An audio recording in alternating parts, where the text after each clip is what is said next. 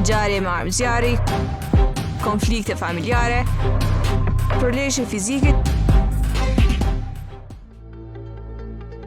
Në 24 orët e fundit, Kosova është përballur me një sër incidentesh të rënda.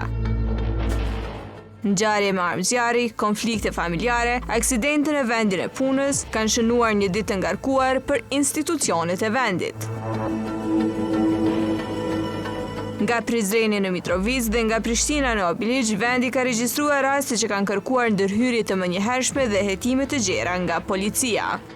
Në Prizren, një 28 vjeçar ka mbetur i plagosur në të dyja këmbët pasi ndaj tij u shtije me armë zjarri ndërsa po lëvizte me automjet. I dyshuar është larguar nga vendi i ngjarjes me një trotinet elektrik. Viktima ndodhet jashtë rrezikut për jetë, ndërsa rasti po hetohet si vrasje në tentativë. Policia ka mbledhur prova dhe po punon për identifikimin dhe arrestimin e të dyshuarit. Në Gjakov janë arrestuar babë e birë pas një përleshje fizike që erdhi si pasojë një mosmarrëveshje familjare. Të dy janë dërguar në mbajtje me urdhër të prokurorit. Në Prishtinë, një grua dyshohet se ka ushtruar dhunë psikike dhe fizike ndaj nënës dhe motrës së saj.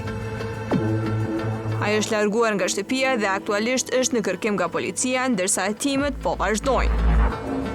Një ngjarje tragjike është shënuar në komunën e Obiliqit, ku një punëtor ka humbur jetën pasi dyshohet se ka rënë në kontakt me rrymë pranë një mikseri betoni.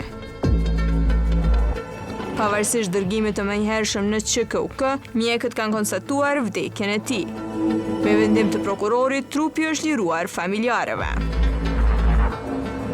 Ndërkohë në Mitrovic, policia ka arrestuar në flagrancë një 37 vjeçar të dyshuar për fajde.